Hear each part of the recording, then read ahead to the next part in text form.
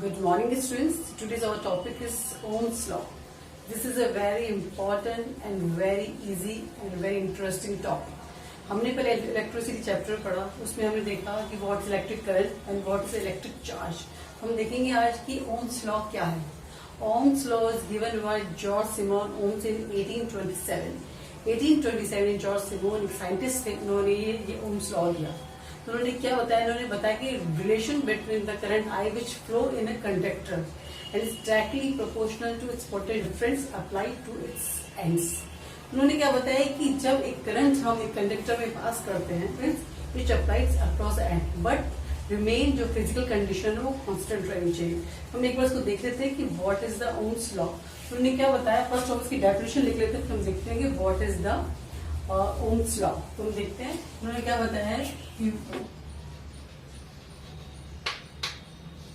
According to law when current are passing through a conductor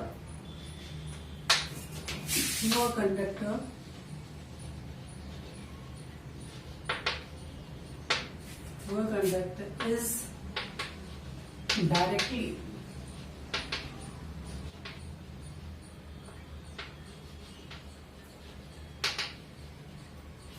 proportional and to the potential difference applied across its ends, providing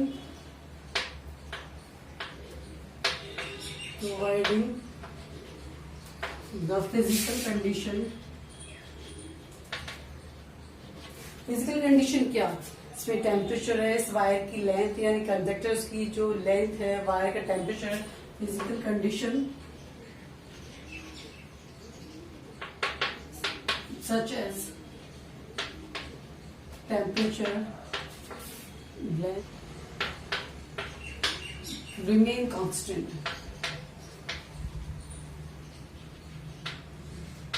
This is a very important term, remain constant. Physical condition जब तक constant नहीं होगी तब तक ये Ohm's law actually आपका बिल्कुल सही नहीं होगा. वी डायरेक्टली प्रोपोर्शनल आई होता है. ओम्स लॉ के अकॉर्डिंग स्टूडेंट जब कंडक्टर में करंट पास होता है तो डायरेक्टली प्रोपोर्शनल टू इट्स जो एंड्स पे पुट होता है उसके अकॉर्डिंग होता है. यदि पोटेंशियल डिफरेंस बढ़ता है तो करंट भी बढ़ जाता है, यदि पोटेंशियल डिफरेंस कम होता है तो करंट भी कम हो जाता है. वैन कब होगा, जबकि फिजिकल जो पोजीशंस है, फिजिकल जो कंडीशंस है वो रिमेन कांस्टेंट है. फिजिकल कंडीशंस क्या होती है, फिजिकल पोजीशंस क्या होती है, यदि उसका टेम्परेचर कांस्टेंट रहे, उसकी लेंथ वो कांस्टेंट रहे.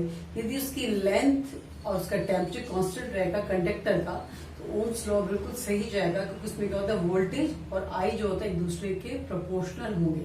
इसका मतलब ये ओम्स लॉ तभी लागू होता है जबकि इसके टेम्परेचर कंडक्टर का टेम्परेचर कांस्टेंट रहे और कंडक्टर की लेंथ कांस्टेंट रहे. तो what is the meaning of a physical properties.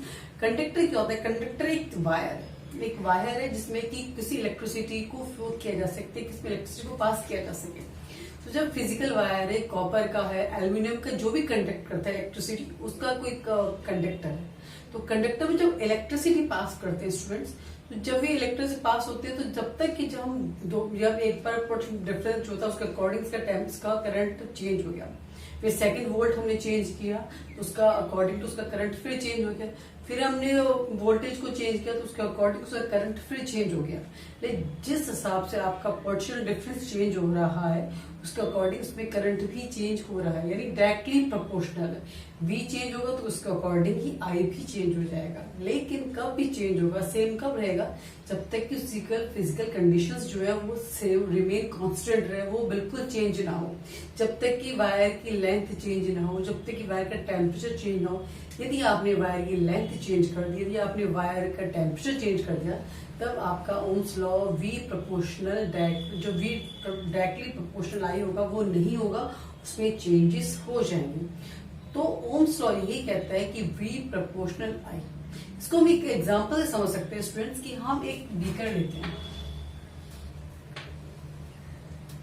इसमें हमने यहां तक पानी को भर दिया। ओके, अब यहां पे एक होल करके जेट हमने पानी का प्रेशर यहां से निकाला। ओके, एक हमने यहां होल किया, अब यहां से होल के पानी कहाँ आएगा, यहाँ आके गिरेगा।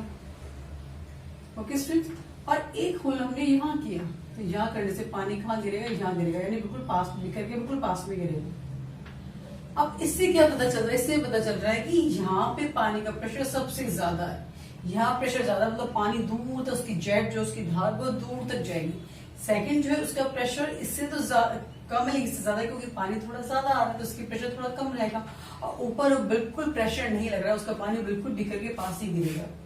इसको हम ओम्स लॉ से कैसे रिलेट कर सकते हैं स्टूडेंट्स, हम इस ओम्स लॉ को ऐसे रिलेट कर सकते हैं कि जब वोल्टेज बढ़ता है, जब पोटेंशियल डिफरेंस बढ़ता है, तो उसमें क्या होता है कि उसमें करंट भी बढ़ जाता है। अकॉर्डिंग टू इसके अकॉर्डिंग उसमें करंट भी बढ़ जाता है। यदि वोल्टेज कम होगा यानी पोटेंशियल डिफरेंस कम होगा, उसके अकॉर्डिंग उसका करंट भी कम हो जाएगा। तो मैंने व्हाट इज ओम्स लॉ, तो ओम्स लॉ के अकॉर्डिंग सपोज एक कंडक्टर है। Okay student, this is a conductor. Conductor means as simple as a metallic wire और एल्यूमिनियम वायर, जिसमें कि हम इलेक्ट्रिसिटी को या करंट को फ्लो करवा सके। जब इसमें से करंट फ्लो होता है, करंट को फ्लो करने के लिए हम एक बैटरी से इसको कनेक्ट कर देते हैं, क्योंकि हमें पोटेंशियल डिफरेंस देखना है। और जब इसमें वोल्टेज लगाएंगे तभी तो उसमें इलेक्ट्रॉन्स को आगे फ्लो करना है, उसमें तभी तो उसमें चार्जेस को वो चार्जेस आगे तभी तो फ्लो करेंगे। तो चार्जेस फ्लो होता है, वो इलेक्ट्रिक करंट होता है, तो flow of electric charges called electric current. तो जब इसमें ये प्लस जिससे माइनस, यहाँ पे पोटेंशियल हाई पोटेंशियल है, यहाँ पे लो पोटेंशियल है, उसको हम ऐसे कनेक्ट कर देते हैं। ये कॉपर वायर, अब ये क्या होगा, ये कैसे फ्लो होगा, हाई पोटेंशियल से लो पोटेंशियल की ओर फ्लो होगा। तो यहाँ पे क्या होता है, बैटरी के टर्मिनल में हाई पोटेंशियल है, सेकंड पे क्या होता है लो पोटेंशियल, तो यहाँ पे हाई पोटेंशियल से लो पोटेंशियल की ओर करंट फ्लो होगा। अब ये क्या रहता है कि जब तक, अब ये यदि हम जब देखेंगे, यदि यहाँ पे यदि 2 वोल्टेज, इन दोनों का डिफरेंस जो है, प्लस और माइनस का डिफरेंस जो है 2 वोल्ट है, तो यहाँ पे करंट सपोज यहाँ पे 1, करंट का सिंबल क्या होता है आई, और what is the unit of current, ampere. Ampere, ये मैंने एम्पियर के नाम पे था, इसलिए उनके नाम पे करंट की यूनिट बनाई है एम्पियर। तो यहाँ पे जो वोल्टेज 2 वोल्ट है, और सपोज यहाँ पे एम्पियर है, करंट है वो 1 एम्पियर, यानी 2 वोल्ट देने पर इसमें 1 एम्पियर का करंट फ्लो हो रहा है। उसके अकॉर्डिंग हो जाता है ये V प्रोपोर्शनल क्या होता है I। ओके, तो यदि V जब बढ़ रहा है तो उसमें I भी बढ़ेगा।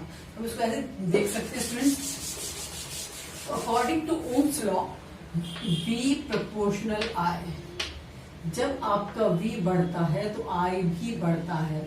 जब आपका वोल्टेज बढ़ता है, जब आपका दोनों टर्मिनल्स पे, कंडक्टर के दोनों टर्मिनल्स पे जब पोटेंशियल डिफरेंस बढ़ता है तो उसपे करंट भी बढ़ता है। ओके, तो V directly proportional to I। I means current, V means voltage. तो V बढ़ रहा है तो I भी बढ़ेगा। अब हम इस V के डायरेक्टली प्रोपोर्शनल को हटा देते हैं तो क्या लगेगा, प्रोपोर्शनली कांस्टेंट लगेगा। जब भी हम इसको हटाते क्या लगेगा, प्रोपोर्शनली कांस्टेंट, तो क्या लगेगा V इक्वल्स टू I। इस वोल्टेज जो कहां से है, दोनों टर्मिनल्स के एंड्स पे जो है पोटेंशियल डिफरेंस है, I उसमें करंट, और R कहां से है, जब हमने इसको हटा दिया तो ये क्या हो गया, प्रोपोर्शनली कांस्टेंट R आ गया। R क्या है, रेजिस्टेंस। किसका रेजिस्टेंस है, कंडक्टर का रेजिस्टेंस। कंडक्टर क्या है, यहाँ पे वायर है, तो ये V equals to I। Okay, अब R को हम यदि यहाँ छोड़ते हैं, V अपॉन I। ओके, तो R equals to V upon R। What is the meaning of that, इस मीनिंग ऑफ दैट कि जब रेजिस्टेंस बढ़ता है तो I क्या होता है, कम हो जाता है। एक दूसरे के क्या होता है, ये इनवर्सली प्रोपोर्शनल। तो आप इसे भी देख लीजिए कि ओम्स लॉ क्या है, V equals to I R, I equals to V upon R. This is your Ohm's law.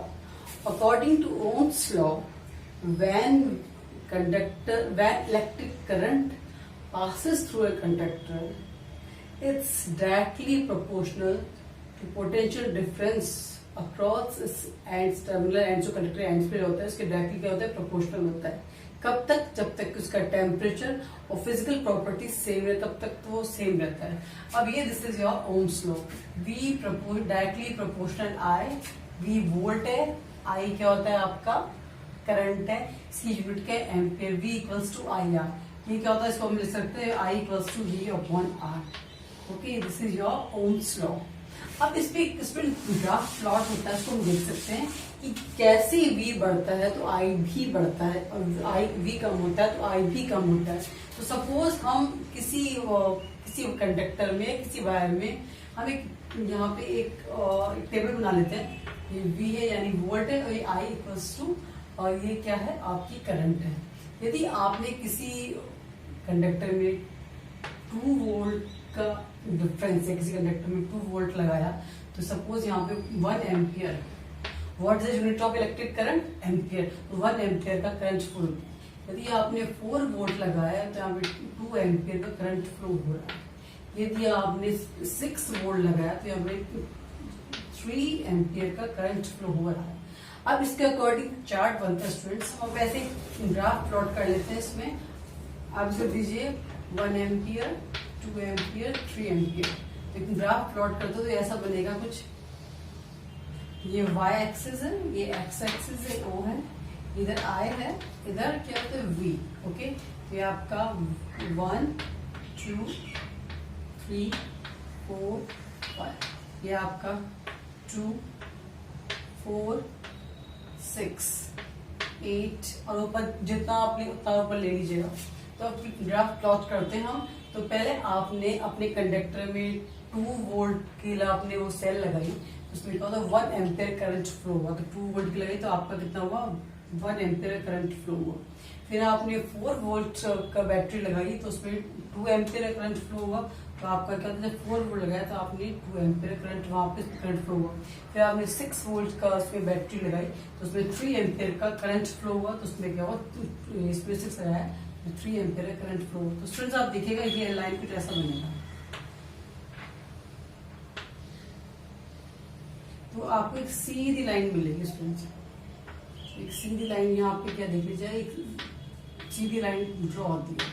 ये सीधी लाइन कब ड्रॉ होती है, जब ये सेम रहे। यदि आपका जो आप रीडिंग ले रहे हैं, हर बार रीडिंग ले रहे हैं, तो आप उस वायर कंडक्टर की लंबाई बिल्कुल ना चेंज करिए। उस वायर का जो कंडक्टर है उसका टेम्परेचर बिल्कुल चेंज ना करे। जब तक उसका टेम्परेचर चेंज होगा, उसकी लंबाई चेंज होगी, उसकी लेंथ चेंज होगी, थिकनेस चेंज नहीं होगी, तब तक आप जो भी रीडिंग ले रहे हैं उसके अकॉर्डिंग सीधी लाइन आएगी। ये सीधी लाइन चेंज हो सकती है यदि आप उसमें टेम्परेचर बदल दें, उसकी लंबाई बदल दें, तो ये सारा जो ग्राफ है बिल्कुल चेंज हो जाएगा। इसलिए अकॉर्डिंग टू ओम्स लॉ तभी होता है जबकि उसमें फिजिकल कंडीशंस हो कांस्टेंट रहे। तो this is your Ohm's law. Ohms law के अकॉर्डिंग क्या कंडक्टर में या किसी कंडक्टर में जब इस कंडक्टर में इलेक्ट्रिसिटी फ्लो होती है तो वो इसमें इलेक्ट्रिसिटी जो इलेक्ट्रिक करंट होता है वो इसके पोटेंशियल डिफरेंस के डायरेक्टली प्रोपोर्शनल होता है। V बढ़ता है उसमें I भी बढ़ता है, और V कम होता है तो I भी कम होता है। तो student this is a Ohm's law. देखते हैं रेजिस्टेंस। तो what is the resistance? Resistance is a property of a conductor which oppose the flow of electric charges. किसी कंडक्टर में, किसी वायर में जब इलेक्ट्रिक चार्जेस फ्लो होते हैं यानी इलेक्ट्रिक करंट फ्लो होता है, तो जिसमें रेजिस्टेंस होता है उसको अपोज करता है, रोकता है। जब ये रोकता है इसका मतलब क्या होता है कि यदि इलेक्ट्रिक करंट बहुत ज्यादा है, इसका मतलब है कि वहां पे रेजिस्टेंस बहुत कम है। यदि रेजिस्टेंस बहुत ज्यादा है तो वहां पे इलेक्ट्रिक चार्जेस का फ्लो बहुत कम है। बस ऐसे कह सकते हैं कि रेजिस्टेंस क्या है, a property of a conductor which opposes the flow of electric charges. And this is a symbol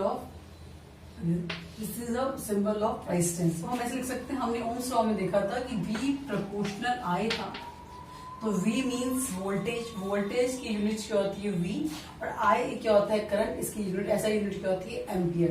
तो हम देखते हैं कि यहाँ पे इसको हम ऐसे लिख सकते हैं, जब हम V प्रोपोर्शनल I लिखते हैं तो हम क्या लिखते हैं V इक्वल्स टू IR। ये हमने ये ओम्स लॉ में देखा था, V equals to IR।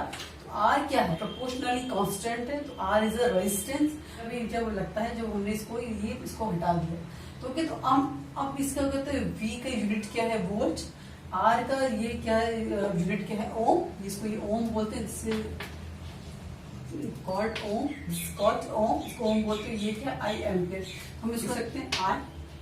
Okay, R equals to V upon R को क्या है हम ऐसे लिख सकते हैं 1 ओम का सिंबल क्या है, ओम।